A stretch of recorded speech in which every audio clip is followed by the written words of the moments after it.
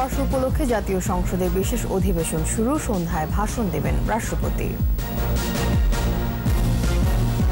গুজব রটিয়ে দেশকে অস্থিতিশীল করার অপচেষ্টা, সতর্ক থাকার আহ্বান বিশ্লেষকদের।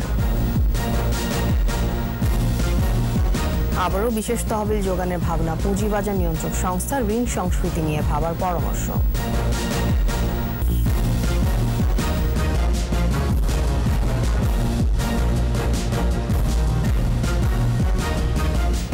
শুনছিলেন ফার্স্ট সিকিউরিটি ইসলামী ব্যাংক লিমিটেড সংবাদ শিরোনাম। আমন্ত্রণ জানাচ্ছি সকাল 9টার 21 সংবাদে। আপনাদের সাথে থাকছি আমি তাসনিম আফিফা। দর্শক, 21 টেলিভিশনের সংবাদ সরাসরি দেখতে পাবেন আমাদের ফেসবুক পেজ www.facebook.com/2124online। বাংলাদেশের ইতিহাসে সংসদের প্রথম বিশেষ অধিবেশন শুরু হয়েছে। জাতির পিতা বঙ্গবন্ধু শেখ মুজিবুর রহমানের জন্মশতবর্ষ মুজিব বর্ষ উপলক্ষে এই বিশেষ অধিবেশন। আজ রাষ্ট্রপতি মোহাম্মদ আব্দুল হামিদের জাতির উদ্দেশ্যে দেয়া ভাষণের মধ্য দিয়ে শুরু হবে অধিবেশনের বিশেষ কার্যক্রম। সামাজিক দূরত্ব মেনে রোববার সন্ধ্যা 6টায় শুরু হওয়া অধিবেশনের শুরুতে অ্যাটর্নি জেনারেল সহ দেশের গণ্যমান্য ব্যক্তিদের মৃত্যুতে শোক প্রস্তাব গ্রহণ করা হয়। এছাড়া নারী ও শিশু নির্যাতন দমন আইন, মাদকদ্রব্য নিয়ন্ত্রণ বিল, মাদ্রাসা শিক্ষা বোর্ড বিল সহ কয়েকটি বিল সংসদে উত্থাপন শেষে তা সংশ্লিষ্ট সংসদীয় স্থায়ী কমিটিগুলোতে প্রেরণ করা হয়।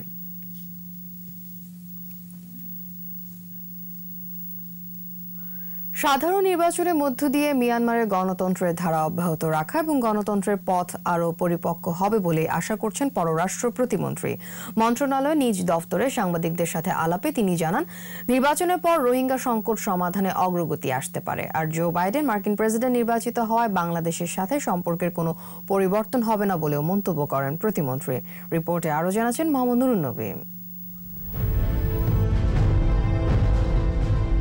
মার্কিন নির্বাচনী রাজনীতির দিকে যখন বিশ্বের নজর, তখন অনুষ্ঠিত হচ্ছে প্রতিবেশী দেশ মিয়ানমারের সাধারণ নির্বাচন, যা কোনো অংশে বাংলাদেশের জন্য কম গুরুত্বপূর্ণ নয়।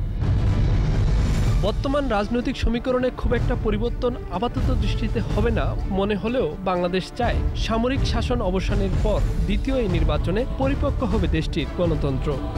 মিয়ানমার দ্রুততম সময়ের মধ্যে ম্যাচিউরড হবে গণতন্ত্র তাদের দেশে, কারণ পৃথিবীর ক্ষমতাধর রাষ্ট্র বা জোটগুলি, এমনকি বাংলাদেশও আমরা গত নির্বাচনে তাদের গণতান্ত্রিক ধারা ফেরত আসুক এরকম জায়গা থেকেই আমাদের অবস্থান ছিল এবং সামনের দিনও থাকবে। তবে রোহিঙ্গা সংকট সমাধানে আমরা প্রত্যাশিত ফল পাইনি, এটা অবশ্যই সত্য। এই নির্বাচনের পরপরই আমরা প্রত্যাশা করি যেই ক্ষমতায় অধিষ্ঠ হন আমরা তাদের সাথে এনগেজড হব এবং বসবো, এবং অতীতে যে চুক্তিগুলি হয়েছে সেই চুক্তিগুলি অনুযায়ী তারা ব্যবস্থা নেবেন এবং সেই সাথে সাথে আইসিজে যে ইন্টারিম যে অবজারভেশনসগুলি বা রেকমেন্ডেশনসগুলি করেছিল সেই অনুযায়ী মিয়ানমার সরকার ব্যবস্থা গ্রহণ করবে। যুক্তরাষ্ট্রের ক্ষমতায় পালাবদলকেও গুরুত্বপূর্ণ মনে করছে বাংলাদেশ। কূটনৈতিক সম্পর্কের কোনো পরিবর্তন হবে না, তবে ইন্দো প্যাসিফিক কৌশলে অর্থনৈতিক বিষয়ের সাথে বাংলাদেশ থাকবে। অতীতে বারাক ওবামা অ্যাডমিনিস্ট্রেশনের সময় মার্কিন যুক্তরাষ্ট্রের সাথে যে লেভেলের এনগেজমেন্ট ছিল, পরবর্তীতে ট্রাম্প অ্যাডমিনিস্ট্রেশনেও কিন্তু একই ধরনের এনগেজমেন্ট আমরা পরিলক্ষিত করেছি। কিন্তু আমরা রাষ্ট্র হিসাবে আমরা তাদের ধারাবাহিকতার কোনো কমতি দেখিনি। তো সেক্ষেত্রে আমার মনে হয় না there will be any difference। শুল্ক ও শুল্কমুক্ত বাধা বজায় রেখে বাণিজ্যিক অগ্রগতি আটকানো যাবে না, তাই টিকফার বিষয়ে দেশের স্বার্থকে অগ্রাধিকার দেবে পররাষ্ট্র মন্ত্রণালয়। মোহাম্মদ নুরুন নবী, 21 টেলিভিশন, ঢাকা। সামাজিক যোগাযোগ মাধ্যম ব্যবহার করে ছড়ানো হচ্ছে গুজব। ধর্মের অপব্যবহারে এক শ্রেণীর মানুষ উদ্দেশ্য প্রণোদিতভাবে গুজব রটিয়ে দেশকে অস্থিতিশীল করার চেষ্টা করছে। এমনকি বিদেশ থেকেও গুজব রটানো হচ্ছে রাষ্ট্রের গুরুত্বপূর্ণ ব্যক্তি ও রাষ্ট্রীয় প্রতিষ্ঠানের বিরুদ্ধে। এ অবস্থায় ডিজিটাল মাধ্যমে গুজবের বিরুদ্ধে সবাইকে সচেতন ও সতর্ক থাকার পরামর্শ দিলেন আলেম ও নিরাপত্তা বিশ্লেষকরা। এরশাদ আলীর ক্যামেরায় আরও জানাচ্ছেন দীপু শিকদার।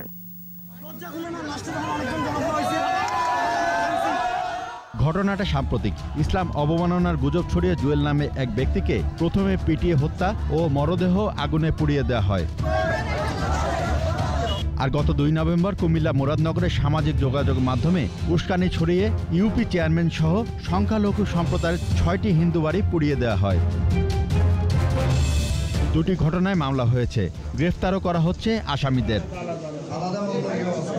সম্প্রতি ফেসবুক, ইউটিউবে সরকার ও গুরুত্বপূর্ণ ব্যক্তিদের নিয়ে নানা ধরনের গুজব রটানো হচ্ছে। দেশের বাইরে থেকে নানা ধরনের উস্কানিমূলক ভিডিও তৈরি করে ছড়ানো হচ্ছে। অপরাধ তদন্ত বিভাগ সিআইডি বলছে, গুজব, ধর্মীয় উস্কানি ছড়াচ্ছে এরকম শতাধিক ফেসবুক আইডি আর পেজের উপর নজরদারি করা হচ্ছে। মামলার আসামি হয়ে তারা বিদেশে অবস্থান করছে এবং তারা দেখতেছে যে এখন আমার এটাই হলো একটা হাতিয়ার, যে আমি যদি একটা কথা লিখি এবং আমার কথাটা এটা প্রচার পাবে, প্রকাশ পাবে, এটা তাকেও যেভাবে হাইলাইট করা হলো, সে মনে করতেছে যে আমিও সরকার বিরোধী একটা ভূমিকা রাখলাম। এই সমস্ত আমরা আইডেন্টিফাই করেছি, আমার মতে সংখ্যাটা অনেক হবে, যেটা আপনার হয়তো শতাধিক হতে পারে। কঠোর অবস্থানে আছে ডিএমপিও। এই তথ্যের সূত্রটা কোথায় বা এটার আদৌ সঠিক হওয়া সম্ভব কিনা সেগুলো যাচাই বাছাই করা প্রয়োজন বলে মনে করি। এই ধরনের প্রোপাগান্ডা যারা চালাচ্ছে তাদেরকে আমরা আইডেন্টিফাই করার চেষ্টা করছি। নিরাপত্তা বিশ্লেষকরা বলছেন, এই ধরনের অপপ্রচার জাতির জন্য হুমকি। ধর্মীয় উস্কানি সহ দেশ, আইনশৃঙ্খলা বাহিনী, সেনাবাহিনী, বিশেষ করে প্রধানমন্ত্রী, সেনাবাহিনী প্রধান, পত্রিকা উপদেষ্টা সহ বিভিন্ন গুরুত্বপূর্ণ প্রতিষ্ঠানের উপর যে ভুয়া প্রপাগান্ডা চালাচ্ছেন, ভুল তথ্য প্রচার করছেন, এটি মোটেও গ্রহণযোগ্য নয়। সেনাপ্রধান এবং তার অধীনস্থ কর্মকর্তা কর্মচারীরা প্রধানমন্ত্রীর প্রতি অবিচল আস্থা রেখে তাদের দায়িত্ব পালন করে যাচ্ছে এবং ভবিষ্যতে দায়িত্ব পালন করে যাবে। আলেমরাও বলছেন, গুজব সমাজের ব্যাধি। যারা ধর্মের অপব্যবহার করে এই অপকর্ম করছেন তারা ইসলামী শত্রু বলে মনে করেন আলেম সমাজ। বাংলাদেশে প্রায় 4.5 লক্ষ মসজিদ। কোনো মসজিদের ইমাম কি এই কথা কি তার মিম্বর থেকে কি দ্ব্যর্থহীন কণ্ঠে বলেছে অমুক জায়গায় এটা হলেই তুমি আগুন দিয়ে কি পুড়িয়ে দাও? কখনো কিন্তু করেনি। ইসলাম এটা অ্যালাউ করে না, ইসলাম এটাকে হারাম ঘোষণা করেছে। কোরআনের দ্বারা প্রমাণিত, হাদিসের দ্বারা প্রমাণিত এবং আল্লাহ রসুলের কথা থেকে বারবার সেটা প্রমাণ হয়। সঠিকভাবে যাচাই না করে কোনো তথ্য বিশ্বাস না করার আহ্বান জানান বিশ্লেষকরা। দীপু শিকদার, একুশে টেলিভিশন, ঢাকা। এখনো পুঁজিবাজারের জন্য বড় বিস্ফোরা হয়ে আছে 12,000 কোটি টাকারও বেশি নেগেটিভ ইকুইটি। এর জন্য বিদেশ থেকে বিশেষ তহবিল আনতে চায় নিয়ন্ত্রক সংস্থা Bangladesh securities and exchange commission. তবে পুঁজিবাজারের ঋণ সংস্কৃতি নিয়ে নতুন করে ভাবার পরামর্শ বিশ্লেষকদের। রিপোর্ট মেহেদী হাসানের। পুঁজিবাজারে নগদ টাকায় লেনদেনের পাশাপাশি মার্চেন্ট ব্যাংক এবং অনেক ব্রোকারেজ হাউস শেয়ার লেনদেনে বিনিয়োগকারীদের বিভিন্ন অনুপাতে ঋণ দেয়। বাজারে বড় দরপতন হলে আইন অনুযায়ী প্রতিষ্ঠানগুলো ফোর্স সেল করে নিজেদের ঋণের টাকা সুদে আসলে বুঝে নেয়। ফলে এই ঋণ খেলাপি হওয়ার কোনো সুযোগ নেই। কিন্তু 2010 সালে ধসের পর বিনিয়োগকারীদের আন্দোলনের মুখে ফোর্স সেল না করার আহ্বান জানায় নিয়ন্ত্রক সংস্থা। তারপরও ধস ঠেকানো যায়নি। এক পর্যায়ে শেয়ারের বাজার মূল্য বিনিয়োগকারীদের আসল অর্থের চাইতেও নিচে নেমে যায়, অর্থাৎ ইকুইটি নেগেটিভ হয়ে যায়। এর পরিমাণ বর্তমানে 12,000 কোটি টাকারও বেশি। এই নেগেটিভ ইকুইটি থেকে বাজারকে মুক্তি দিতে সম্প্রতি নতুন তহবিল যোগানের কথা ভাবছে বিএসইসি। তবে পুঁজিবাজার সংশ্লিষ্টরা বলছেন, ঋণ করে শেয়ার কেনাবেচার সংস্কৃতি নিয়েই নতুন করে ভাবতে হবে। লোন থেকে বেরিয়ে আসা না পর্যন্ত আপনি বাইরে থেকে আনেন আর যেখান থেকে আনেন, এটা ফরেন ফান্ড হোক, দেশি ফান্ড হোক, আবার যদি বাজারকে আমরা লোন নির্ভর করি, এই বাজার কোনো দিন দাঁড়াবে না, এটা দাঁড়ানোর কোনো স্কোপ নাই। যারা নিয়মিত ট্রেডের সাথে সম্পৃক্ত তারা কিন্তু ট্রেডের জন্য, হ্যাঁ ঠিক আছে, হঠাৎ করে সে মনে করলো যে কোনো একটা শেয়ারে একটু ভালো পজিশন নেবে, সে 7 দিনের জন্য, 15 দিনের জন্য, সেখানে সে মার্জিন ইউজ করলো। হয়তো 7 দিন 15 দিনের ইন্টারেস্টে কিন্তু সে খুব দুর্বল হয়ে যাবে না, কিন্তু যখনই আপনি একটা দীর্ঘমেয়াদী বিনিয়োগের সাথে এই ঋণের সম্পৃক্ততা থাকবো, তখনই কিন্তু এটা রিস্কটা বাড়িয়ে দিচ্ছে আপনার। বিএসইসির তহবিল ঠিক কিভাবে ব্যবহার হবে তা এখনও স্পষ্ট নয়। তবে আগামীতে এ ধরনের বিপত্তির পুনরাবৃত্তি ঠেকাতে মার্জিন ঋণ বিতরণ ও আদায়ে প্রতিষ্ঠানগুলোর সর্বোচ্চ স্বাধীনতা চান বিশেষজ্ঞরা। এই ম্যানেজমেন্টটা থাকা উচিত, যিনি লোন প্রোভাইড করেন এটা তার উপরে, তার একান্ত ইচ্ছা সে কোনটাতে দিবেন, কোনটায় সে ঝুঁকি গ্রহণ করতে পারবেন, কোনটায় ঝুঁকি গ্রহণ করবেন না, কতটুকু পর্যন্ত ঝুঁকি গ্রহণ করবেন। আসলে আমি কাকে দিব, কাকে দিব না, কোন ক্ষেত্রে কোন শেয়ারে দিব, কোন শেয়ারে দিব না, এই ডিসিশনটা কিন্তু লেন্ডারের উপরে থাকলে, লেন্ডার যদি তার ইচ্ছাটা এক্সারসাইজ করতে পারে, তাহলেই কিন্তু এখানে ফান্ডের নিরাপত্তাটা থাকে। নেগেটিভ ইকুইটি থেকে পুঁজিবাজার মুক্ত হতে পারলে প্রাতিষ্ঠানিক বিনিয়োগকারীদের বিনিয়োগ সক্ষমতা অনেক গুণ বেড়ে যাবে বলেও মনে করছেন বিশ্লেষকরা। মেহেদী হাসান, একুশে টেলিভিশন, ঢাকা। সংবাদে নিচ্ছি বিরতি। স্বাস্থ্যবিধি মেনে চলুন, নিরাপদে থাকুন। বিরতির পর যা থাকবে। কয়েক দফা বন্যার পর যমুনার তীব্র ভাঙন, মানচিত্র থেকে হারিয়ে যাচ্ছে টাঙ্গাইলের 2 ইউনিয়ন। আপনারা দেখছেন সকাল 9টার 21 সংবাদ।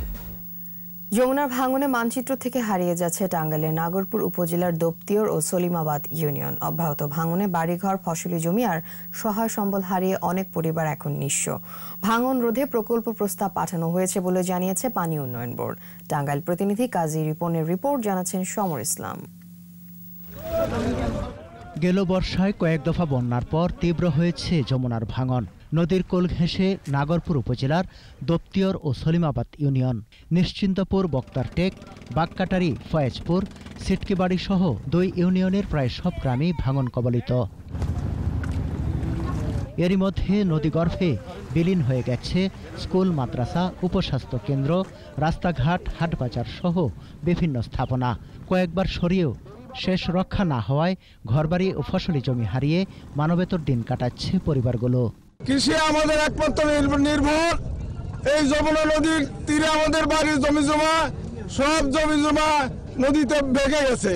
যদি যমুনা নদীতে টেকসই বেড়িবাঁধ না হয় তাহলে আমাদের বসত ভিটা যা আছে সব নদীগর্ভে বিলীন হয়ে যাবে। আমাদের জানি এই বেড়িবাঁধটা আমাদের আবৃত্ত বা আমরা চাই। বারবার বন্যার কারণে ভাঙন তীব্র হয়েছে জানিয়ে পানি উন্নয়ন বোর্ড বলছে স্থায়ী ব্যবস্থা নিতে প্রকল্প প্রস্তাব পাঠানো হয়েছে। ট্রান্স টুর আওতায়ও যদি এডিবির যে লোন এগ্রিমেন্ট, সেটার যদি সব এগ্রিমেন্ট সব কিছু ঠিকঠাক থাকে, আমরা আশা করি খুব শীঘ্রই আমরা দরপত্রের মাধ্যমে উক্ত ভাঙন কবলিত এলাকাগুলি রক্ষা করতে পারব। এদিকে দোপতিয়র ও সলিমাবাদ ইউনিয়ন রক্ষায় বেড়িবাঁধ নির্মাণের দাবিতে মানববন্ধন, সমাবেশ, কর্মসূচি পালন করছেন এলাকাবাসী। ভাঙন রোধে কার্যকর উদ্যোগের দাবি তাদের। সমর ইসলাম, 21 টেলিভিশন। এবার কৃষি সংবাদ। শরীফা ফল চাষে দারুণ সফলতা পেয়েছেন মেহেরপুরের বাহাউদ্দিন। খেতে সুস্বাদু অপ্রচলিত ফলটি মেওয়া নামেও পরিচিত। প্রতি কেজি শরীফার পাইকারি মূল্য 250 টাকা। বাহাউদ্দিনের সফলতায় অনেকেই আগ্রহী হয়ে উঠেছেন শরীফা বাগান করতে। মেহেরপুর প্রতিনিধি ফারুক হোসেনের রিপোর্ট, জানাচ্ছেন মাসুম আল ইসলাম। গাছে থোকায় থোকায় শরীফা ফল। আগে ফলটি কম বেশি সব বাড়ির আঙিনায় হতো, এখন বিলুপ্ত প্রায়। আর এই শরীফা ফলের বাগান করে লাভবান হয়েছেন মেহেরপুরের গাংনী উপজেলার চেঙ্গারা গ্রামের বাহাউদ্দিন। শখের বশে বছর 4 আগে 4 বিঘা জমিতে শরীফা ফলের বাগান করেন। লাভজনক হওয়ায় আরও 4 বিঘায় বাগান করেছেন তিনি। 4 বিঘায় চারা রোপণ থেকে ফল ধরা পর্যন্ত খরচ হয়েছে 50,000 টাকা। প্রায় 3 লাখ টাকার শরীফা বিক্রির আশা করছেন বাহাউদ্দিন। এখানে 250 টাকা পাইকারি, কোনো সময় 300 টাকা বেশি, ঢাকাতেও পাইকারি দেওয়া হয়। আমরা অনলাইনে ব্যবসা করে 300 টাকা 400 টাকা কেজি বিক্রি হয়। আমার বাড়ি থেকে প্রায় 15-20 কিলোমিটার দূরে থেকে 7-8টা গাছ সংগ্রহ করে এই গাছটা আমি বাড়িতে এসে লাগাই এবং এখান থেকে ফল হয়। ফল থেকে আমি চারা দিই।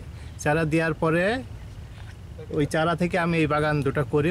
বাহাউদ্দিনের সফলতায় অনেকেই শরীফা বাগান করার দিকে ঝুঁকছেন। জমিতে আমি কিভাবে এই সুস্বাদু ফলটি চাষ করতে পারি সেই সহযোগিতা নেওয়ার জন্য, পরামর্শ নেওয়ার জন্য আমি এই বাগানে এসেছি। ব্যবসায়ীরা বাগান থেকে ফল কিনে নিয়ে যায়। 250 টাকা কিনে 350 টাকা বেশি, গাংনি 300 টাকা বিক্রি হয়। যেমন বাজার সেই হিসাবে বেশি, ঢাকায় বেশি। শরীফা চাষে সার ও কীটনাশক খুব কম প্রয়োগ করতে হয়। এর উৎপাদন খরচও খুবই কম।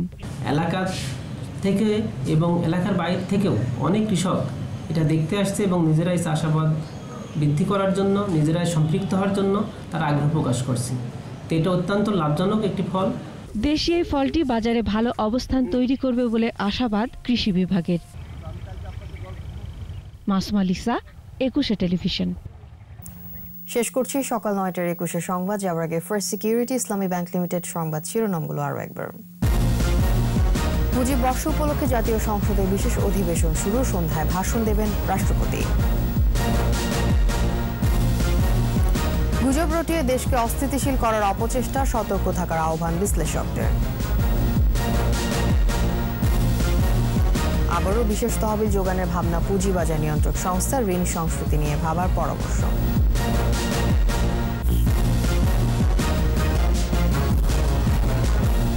সর্বশেষ খবর জানতে ডায়াল করুন 2021 নম্বরে, আর ভিজিট করুন 21-tv.com ওয়েবসাইটে। এছাড়া ফেসবুকে লগ ইন করতে পারেন facebook.com/2124 অনলাইনে। এতক্ষণ সাথে থাকার জন্য ধন্যবাদ। আমাদের পরবর্তী সংবাদ বেলা 11টায় দেখার আমন্ত্রণ রইল। স্বাস্থ্যবিধি মেনে চলুন, নিরাপদে থাকুন, 21-এর সাথে থাকুন।